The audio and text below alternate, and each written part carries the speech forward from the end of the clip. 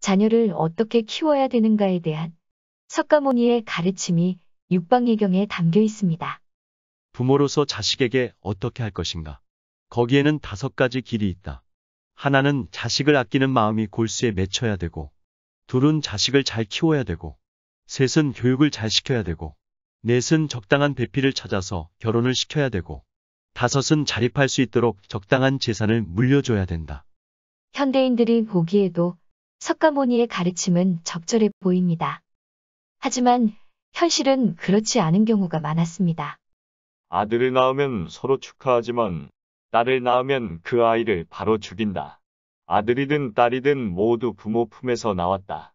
그러나 아들은 축하하고 딸은 죽이는 것은 뒷날의 장기적인 이득을 계산한 결과다.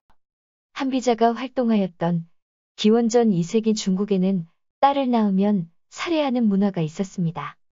제러드 다이아몬드는 어제까지의 세계에서 많은 전통 사회에서 영아 살해가 일정한 조건에서 허용되었다고 합니다. 영아 살해는 장애가 있거나 쌍둥이가 태어나거나 등 부모가 제대로 양육하기 힘든 경우에 이루어졌습니다.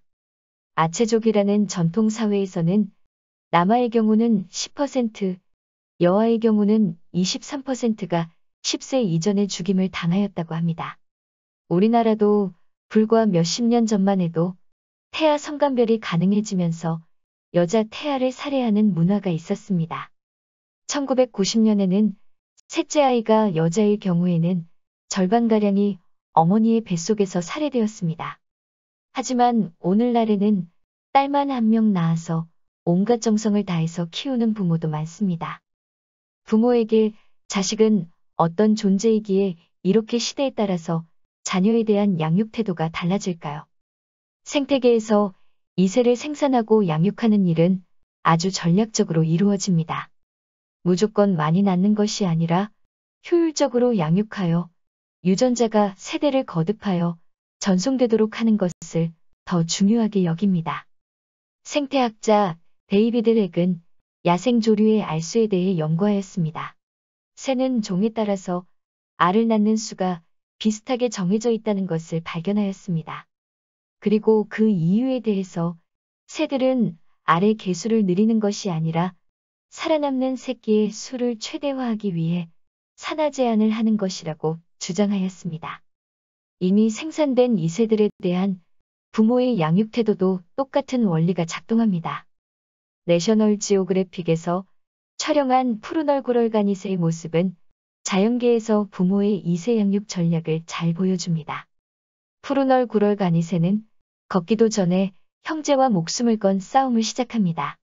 부모는 이 싸움에 절대로 개입하지 않습니다. 두 마리를 동시에 키울 수 없는 현실적 상황에서 형제를 살해하고 승리한 한 마리만 키우는 것이 결과적으로 유전자를 전송하는데 더 유리하기 때문입니다. 인간에게 있어서 부모와 자식의 관계에 대한 태도가 시대와 사회에 따라서 다른 이유도 이러한 관점에서 보면 이해가 됩니다. 먹을 것이 부족하여 굶어 죽는 사람이 많았던 농경시대의 아들은 식량을 확보하는 데 도움을 줄 수 있는 노동력을 의미합니다. 하지만 딸은 먹는 것에 비해서 아들만큼 노동력을 제공하지 못합니다. 그래서 딸은 태어나자마자 죽여버리고 아들을 더 많이 키우는 것이 자신의 유전자를 더 많이 퍼뜨리는데 이익이 되었던 것입니다. 인간을 포함한 자연계의 모든 생물은 이러한 전략적인 계산에 의해 이세에 대한 양육 방식을 결정하고 있습니다. 우리나라의 예를 들어보자면 산업화가 시작되는 초창기에는 대부분의 가정의 자녀가 5명에서 10명 정도 되었습니다. 산업화 시대가 시작되면서 부모들은 자식을 교육시켜야 된다는 것을 인식하였습니다. 하지만 그들에게는 모든 자식을 공부시킬 능력이 없었습니다. 그래서 장남 1명만 상급 학교로 진학시키고 동생들이나 딸들은 농사를 짓게 하거나 공장에 취직을 시켜서 돈을 벌게 하여 그 돈을 장남의 학비에 보태는 전략을 많이 사용하였습니다. 그렇다면 오늘날에는 자식을 더 많이 낳아서 키울 수 있는 경제력이 되는데도 왜 자식을 한두 명 밖에 낳지 않는지가 이해되지 않을 수 있습니다. 그것은 오늘날의 주된 생산 형태가 육체노동에서 정신노동으로 전환되었다는 것이 가장 큰 이유입니다. 오늘날의 사회는 세습 신분사회에서 막강한 정신능력을 가진 사람들이 지구상의 부가가치 대부분을 가져가는 능력위주 사회로 전환되었습니다. 세계 1%의 부자들이 나머지 99%의 사람들보다 더 많은 재산을 가지고 있고 수많은 사람들이 취업을 못하거나 상대적으로 저임금 직업에 종사하게 되었습니다. 자식을 결혼시키고 출산을 하게 하여 유전자를 후대에 전송시키려면 교육에 막대한 투자를 하지 않을 수 없게 되었습니다. 석가모니가 설하였던 자녀가 자립할 수 있도록 적당한 재산을 물려주어야 한다는 가르침은 오늘날에는 자녀들의 머릿속에 지식을 담아주는 것으로 바뀐 것입니다. 상급학교 진학과 취업시장에서의 경쟁은 절대평가가 아니라 상대평가로 이루어집니다. 상급학교 진학과 취업시장에서의 경쟁은 타인을 이길 때까지 무한 경쟁을 해야만 합니다. 무한 경쟁은 부모의 자녀 교육에 대한 투자 비용을 무한대로 증가하게 만듭니다. 부모력이라는 신조어가 생길 정도로 오늘날 자녀의 학력은 부모의 학력, 재력, 정보력에 의존하게 되었습니다. 단순히 육체만 성장시키는 것과는 비교할 수 없을 정도로 엄청난 비용이 자녀의 교육비로 들게 되면서 부모는 2세의 출산과 양육에 대한 전략을 다다익선주의 전략이 아니라 소수 정의주의 전략으로 바꾸게 됩니다. 육체적 능력이 생산력을 결정하던 시대에는 아들을 낳아 키우는 것이 유전자를 퍼뜨리는데 더 유리하였지만 정신적 능력이 생산력을 결정하는 오늘날에는 아들, 딸이 중요하지 않고 정신능력이 뛰어난 자식이 더 중요해졌기에 남아선 우사상도 사라지게 됩니다. 그런데 인간은 유전자의 지배만 받는 것이 아니라 밈의 지배도 강하게 받는 존재입니다. 일반적으로 절대적 빈곤이 해결된 사람들은 유전자의 욕구인 생리적 욕구와 안전의 욕구보다 밈의 욕구인 사회적 욕구와 존경의 욕구를 더 상위 욕구로 추구하게 됩니다. 특히 교육계에서 학생들의 성적에 따라서 교사와 학교의 실력을 평가하면서 의무 교육이 실시되었던 초창기에 교사들은 자신의 평가를 높이기 위해 공부를 못하는 학생들에게 욕설과 매질을 퍼붓는 경우가 많았습니다. 단지 공부를 못한다는 이유로 교사로부터 욕을 듣고 매를 맞았던 사람들과 그런 친구를 지켜보면서 자란 사람들의 마음속에는 공부를 못하면 인격이 말살당할 수 있다는 공포심이 내면화됩니다. 지금은 학교에서 체벌이 금지되었지만 체벌이 행해지던 시대의 학교 생활을 하였던 부모들에게 학교 성적은 단순한 성적 이상의 의미를 가지게 됩니다. 학교 성적이 낮다는 이유로 지속적인 폭력에 노출된 채 자라난 세대에게 학교 성적은 학업의 등급을 의미하는 것이 아니라 그 사람의 존재의 등급을 의미하는 것으로 인식됩니다. 이러한 복합적인 이유로 자식을 인류대에 보내고 상위 레벨 직업을 가지게 만드는 것은 더 많은 돈을 벌 수 있다는 경제적인 측면을 넘어서 부모와 가문의 명예와 직결되는 것으로 받아들이게 되고 사랑하는 자신의 아이가 세상에서 받게 될 인간적인 대접과 직결되는 것으로 여기게 되기 때문에 부모는 자신의 모든 것을 걸고 자녀 교육에 올인하게 됩니다. 하지만 부모의 전부를 바친 뒷바라지에 부응할 수 있는 자식은 많을 수가 없습니다.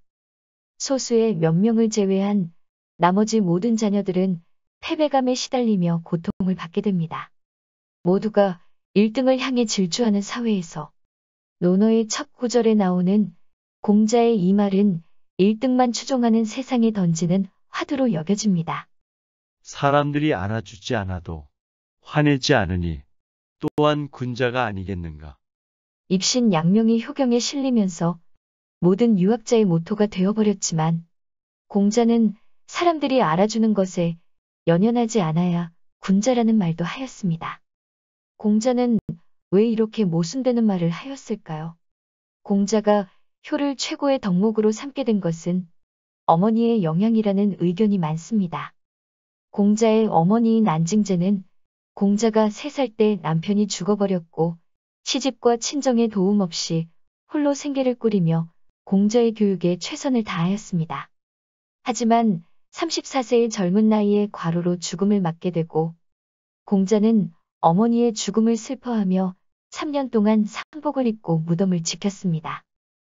공자는 입신양명하여 홀몸으로 정성을 다해 자신을 키워준 어머니를 세상에 드러내고 싶었을 수도 있습니다. 하지만 공자는 자신이 꿈꾸었던 이상적인 정치를 실천에 옮길 기회를 갖지 못했습니다. 공자는 누가 나를 써주기만 한다면 1년만 되어도 좋고 3년이면 성과를 낼 텐데라는 말을 한 적도 있었습니다. 입신양명하여 부모님에게 효를 다하고 싶었던 공자는 결국 사람들이 나를 알아주지 않아도 화내지 않는 것이 군자라고 생각을 바꾸게 된 것이 아닐까 추측됩니다.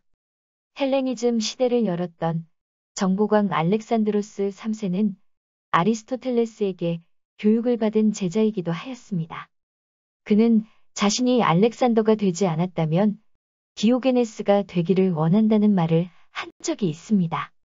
디오게네스는 쓸데없는 욕심을 버리고 자연에 적합한 것만 취하면 인간은 얼마든지 행복하게 살 수 있다고 하였습니다. 그리고 그는 그의 말대로 살았는데 성욕도 사람들이 가득한 아고라 광장 한복판에서 자위를 하며 풀었습니다.